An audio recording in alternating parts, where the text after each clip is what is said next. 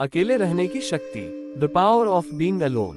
जब गौतम बुद्ध से पूछा गया क्या अकेले चलना बेहतर है या किसी के साथ चलना, तो उन्होंने कहा मूर्ख के साथ चलने से अकेले चलना बेहतर है। खैर, यह उनका कहना है, मेरा नहीं। उन्हें पूरा यकीन था कि केवल मूर्ख ही आपके साथ चलेगा, इसलिए उन्होंने कहा मूर्ख के साथ चलने से अकेले चलना बेहतर है। इस देश में कुछ कहावतें हैं, जब आप छोटी और जल्दी यात्रा करना चाहते हैं तो अकेले चलें। जब आप लंबी यात्रा करना चाहते हैं तो किसी के साथ चलें। लेकिन महत्वपूर्ण बात यह है कि आपके साथ कौन चल रहा है। हमेशा साथ रहना अच्छी बात नहीं है, कई बार साथ रहना एक परेशानी बन सकता है। अगर कोई यह नहीं जानता कि अकेले कैसे रहना है तो साथ रहना बहुत परेशानी भरा हो सकता है।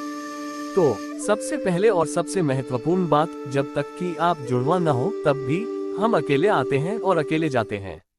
अगर कोई नहीं जानता कि अकेले कैसे रहना है तो साथ रहना बहुत परेशानी भरा हो सकता है। हमें मनुष्य कहा जाता है। मनुष्य का मतलब है हर दूसरा प्राणी जो है वह सिर्फ इसलिए है क्योंकि वह दूसरे से कुछ अलग करता है। लेकिन एक मनुष्य बस हो सकता है, जो कि मनुष्य का एक अनूठा गुण है कि हम बस हो सकते हैं कि हम बाध्यकारी कार्य नहीं कर रहे हैं। यही इसका मतलब है। हमारा कार्य सचेत और विवेकपूर्ण है, लेकिन आमतौर पर जब लोग एक साथ मिलते हैं तो आमतौर पर लोग बाध्यकारी कार्य करते हैं। यह एक संगठन हो सकता है जहां कोई उद्देश्यपूर्ण कार्य हो सकता है, या यह एक गिरोह हो सकता है जहां अधिक उद्देश्यपूर्ण कार्य हो सकता है, या यह एक भीड़ हो सकती है जो एक बाध्यकारी कार्य हो सकता है। तो मूल रूप से मनुष्य होने का मतलब है कि हम अपने भीतर विकास के उस बिंदु पर पहुंच गए हैं जहां अगर हम चाहें तो हम बस यहां बैठ सकते हैं, बस हो सकते हैं। हम इस बात पर विचार कर सकते हैं कि क्या कार्रवाई करनी है और क्या नहीं। ये निश्चित रूप से व्यक्तिगत है।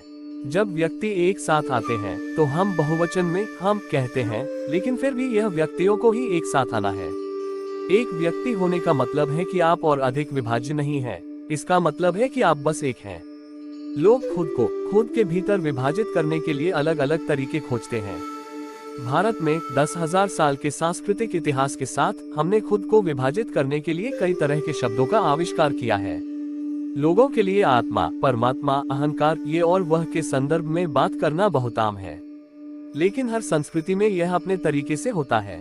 जब चीजें सही चल रही होती हैं, जब अच्छे काम हो रहे होते हैं, अगर आप लोगों से पूछें तो वे कहते हैं हाँ मैंने ये किया। जब चीजें सही नहीं होती हैं, जब चीजें गलत होती हैं, तो वे किसी को खोजने की कोशिश करेंगे। अगर उन्हें कोई नहीं मिलता है तो वह हमेशा वहां ऊपर की ओर इशारा करते हुए होता है।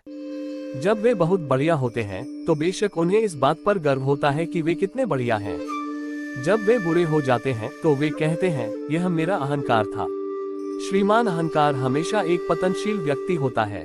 तो व्यक्तिगत का मतलब है कि अगर मैं अद्भुत हूँ तो यह मैं हूँ, अगर मैं बुरा हूँ तो यह मैं हूँ। आप सभी, क्या आप 24 घंटे अद्भुत हैं? नमस्ते, क्या आप 24 घंटे अद्भुत हैं? नहीं नहीं, कभी अद्भुत, कभी बुरा, कभी सुंदर, कभी बदसूरत। ये ठीक है। अगर हम समझ ले कि यह मैं ही हूँ जो पूरी तरह से अद्भुत होने में सक्षम है, और यह मैं ही हूँ जो किसी दूसरे पल में पूरी तरह से बुरा होने में सक्षम है, तो धीरे धीरे बुरेपन के क्षणों की संख्या कम होती जाएगी। अगर मैं देखूं कि जो अद्भुत है वह मैं हूँ, जो बुरा है, भारत में हमारे पास कई शब्द हैं, यह मेरा कर्म है। मैं क्या कर सकता हूँ? नहीं, आपको इसे ठीक करना होगा। एक व्यक्ति होना बहुत महत्वपूर्ण है। इसका मतलब है कि आप और अधिक विभाज्य नहीं हैं। अगर मैं बढ़िया हूँ तो यह मैं हूँ, अगर मैं बुरा हूँ तो यह मैं हूँ, अगर मैं सफल होता हूँ तो यह मैं हूँ, अगर मैं असफल होता हूँ तो यह मैं हूँ। आपको इसे ठीक करना होगा। मैं आपसे बस एक साधारण सवाल पूछ रहा हूँ, इस स्वयं के भीतर कितने लोग हैं? आपके भीतर कितने लोग हैं?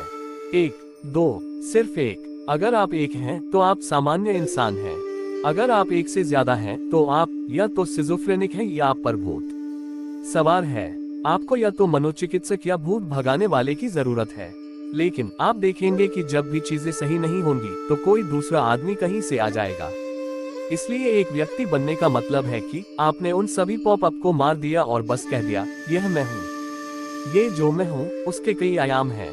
अगर मैं इसे एक व्यक्ति के रूप में नहीं देखता, मैं इसे और विभाजित नहीं कर सकता, तो परिवर्तन नहीं होगा।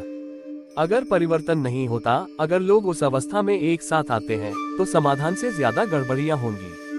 सभी जीव एक साथ रहते हैं, चाहे वो अलग अलग जंगली जीव हो, उनमें से ज्यादातर एक साथ रहते हैं। यहाँ तक कि बंदर भी जो हमसे बस एक कदम पीछे हैं, वे भी झुंड में रहते हैं। ये केवल मनुष्य ही है जो अकेले बैठकर खुद को बदल सकता है, क्योंकि यह मनुष्य होने का विशेषाधिकार है कि हम बस हो सकते हैं। यही कारण है कि आपको मनुष्य कहा जाता है। आप होने में सक्षम हैं। आप किसी बाध्यकारी क्रियाकलाप की स्थिति में नहीं हैं। अगर आप चाहें तो सचेत रूप से आप विकसित हो सकते हैं। आज शाम आप विकसित हो सकते हैं, अगर आप इच्छुक हैं। इसमें लाखों साल नहीं लगते, क्योंकि हमारा विकास अब जैविक नहीं है, हमारा विकास सचेत है। हर दूसरे प्राणी के लिए ये तय है।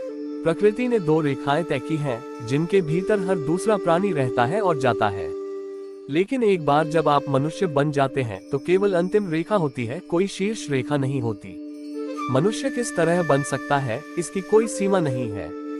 इसलिए इससे पहले कि हम लोगों के साथ जुड़ें, यह अच्छा होगा कि हर दिन सुबह या अपने जीवन के एक निश्चित समय में अगर कोई खुद के साथ थोड़ा समय बिताए और देखे कि कैसे, किन तरीकों से यह कल की तुलना में थोड़ा बेहतर हो सकता है। ये जीवन कल की तुलना में थोड़ा बेहतर कैसे हो सकता है?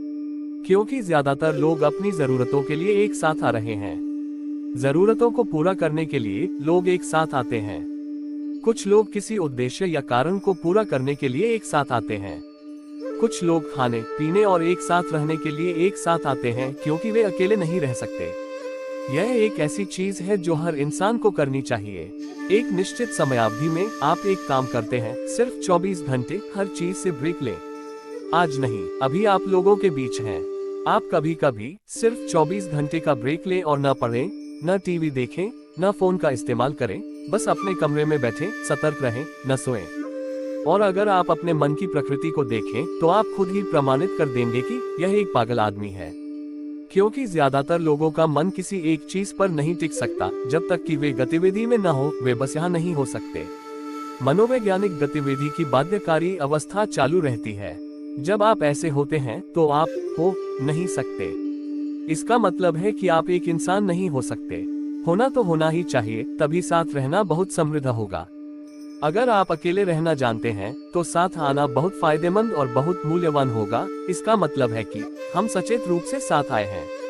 तो दोस्तों, ये महात्मा बुद्ध की मोरल स्टोरी आपको पसंद आई हो, तो इसे अपने दोस्तों के साथ साझा करें और इस स्टोरी को लाइक करें, कमेंट करें और हमारे चैनल को सब्सक्राइब करें, ताकि आप हमारे आने वाली बुद्ध मोरल स्टोरी को न खो दें। धन्यवाद। नमो बुद्धाय।